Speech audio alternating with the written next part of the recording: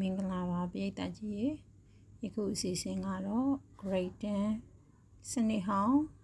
၅ဘာသာဂုဏ်ထူးရှင်လက်ရှိ GED အောင်မြင်ထားတဲ့သမီးငယ်လေးနဲ့ GED ဖြေဆိုခြင်းဆိုင်ရာအတွေ့အကြုံများကိုတွေ့ဆုံမေးမြန်းခြင်းခံတာပဲဖြစ်ပါတယ်ရှင်။ကဲသမီးငယ်လေးသမီးကအခု GED ဖြေဆိုအောင်မြင်ထားသူဆိုတော့ဒီချက်အနေနဲ့သမီးကို request လေးလုပ်ချင်ပါတယ်သမီးရေ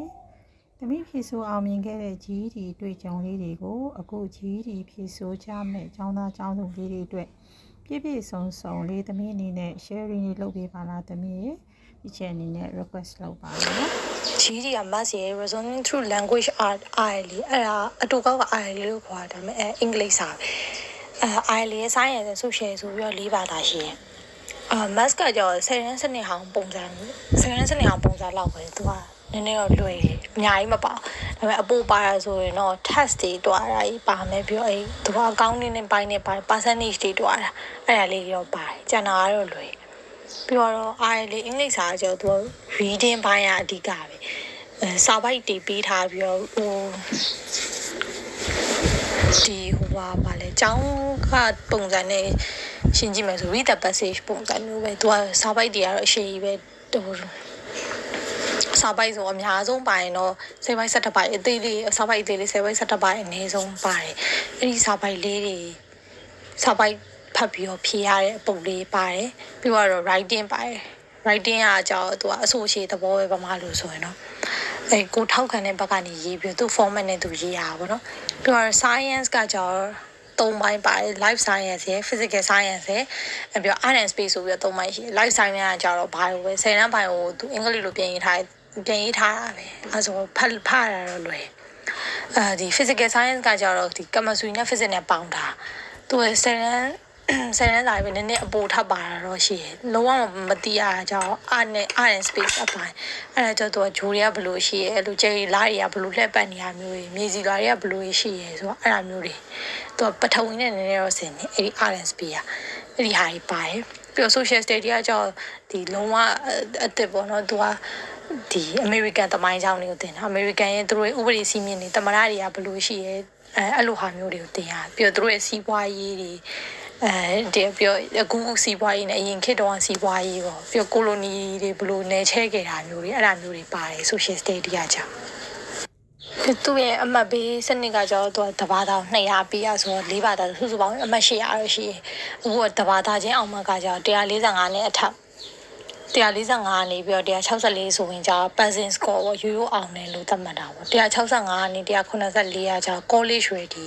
လို့သတ်မှတ်တယ်ပြီးတော့အဲ့ဒီ195နဲ့200ထိကကြာ college ready plus credit ပေါ့200ကိုကြာတော့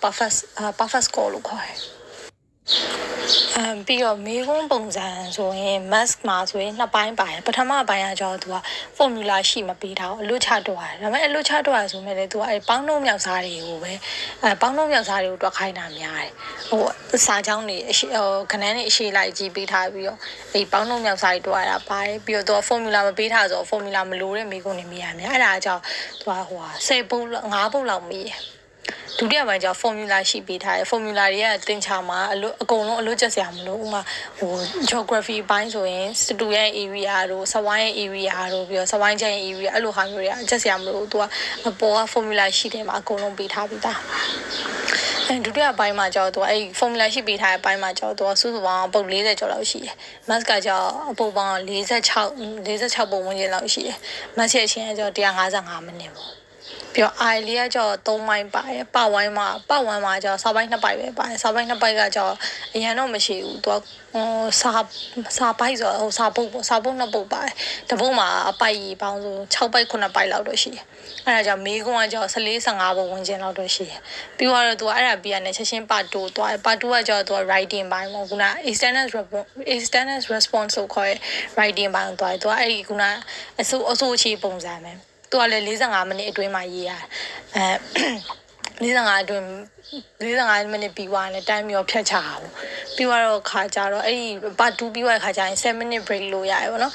toilet သွားဖြစ်ဖြစ်တခုစားဖြစ်ဖြစ်အလုံးမလုပ်လို့ရ7 minute အတွင်းပြီးတော့ပြန်ပြီးဖြေရတယ်နောက်ဆုံး part ကကြတော့သူကစာအပုတ်ရေးရကြဆိုရင်5ပုတ်6ပုတ်လောက်သွားတယ်မေကွန်းကတော့သူပုံသေးတော့မရှိဘူး မိကုန်းကတော့အဲ့20လောက်ပဲ20လောက်သွားတယ်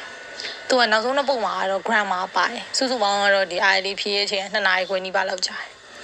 science ကကြောင့်မိကုန်းကဒီ25ဘုတ်ကနေ40အတွင်းရှိရပါတော့သူအတိအကျတော့မထွက်ဘူးပြီးတော့ဒီစာပိုက်အသေးကြီးပုံမူတည်ပြီးတော့ random ပဲချတယ် science minute ကကြောင့်မိနစ်90 social ကကြောင့်35ပုံမိနစ်ကကြောင့်80အတွင်းသွားပါတော့အကုန်လုံးကစာပိုက်ဖတ်ပြီးတော့ပဲဖြည့်ရပါပဲအလွတ်ကျက်စရာတော့မလိုအခုနောက်ပိုင်း GED ဖြည့်ရခါကျရင်real test ကိုတန်းပြီးတော့ဖြည့်လို့မရအောင် ready test ဆိုပြီးတော့သူကအရင်ဖြည့်ရတယ် ready test ကကြောင့်အိမ်မှာပဲဖြည့်ရတယ်သူတို့ center မှာသွားပြီးတော့မဖြည့်လဲရတယ်ကိုဒီ ready test ကကိုဖုန်းနဲ့ပဲဖြည့် laptop နဲ့ပဲဖြည့်လို့ရဒါပေမဲ့အဲ့ ready test ကအရင်တော့ကျတော့တဘာသာကို$9.9ပဲရှိအခုကကြောင့်ဒီမေလနေစပြီးတော့တက်မယ်ဆိုမှအခုဈေးတက်နေပြီးတော့ကြာ$8.9ဖြစ်သွားကြီးတဲ့real test ကကြတော့တဘာသာကို$80ကနေပြီးအခု$85တက်နေပြီအဲ့ဒါသူတို့ဒီဆောင်ဝဲဖြေခါကြရင်တဘာသာချင်းစီပေးရတော့နော်ဟိုသူကready test ကတော့၄ဘာသာလုံးပေါင်းဝယ်တဲ့ခါကျရင်သူကနည်းနည်းပို့ပြီးတော့ဈေးတက်တာတဘာသာချင်းဝယ်ရတယ်တမီးလုံးကလည်းတဘာသာချင်းမဝယ်ဘဲနဲ့အကုန်လုံးပေါင်းဝယ်လိုက်တယ်အဲ့တော့လည်း3သိန်းနီးပါအခုတော့3သိန်းကျော်မယ်တင်တယ်အခုကပို့ပြီးတော့ဈေးတက်သွားဒီ GED ဖြေလို့ရတဲ့စင်တာရန်ကုန်မှာတော့3ခုနာမည်ကြီးက3ခုရှိရပါတော့ဒီမီနီကုန်းရဟေးတာဝါ IAIN ပြီးတော့ IAID crown ရပြီးတော့ပန်းဆိုးတဲ့ဟာ KMD ရှိရပြီးတော့လှိုင်မာလည်းရှိရလို့ပြောလှိုင်မာလည်းလှိုင်ရတဲ့နာမည်တော့တခြားမကြည့်ဘူးသူလည်းဘာ institute လည်းမသိဘူးအဲ့ဒီဟာလေးပဲအဲ့ဒီဟာတိတ်တော့နာမည်မကြည့်ဘူးဒါပေမဲ့အခုနောက်ပိုင်းဖြေးတဲ့လူများအမှဖြေတဲ့ဟာတွေများတယ်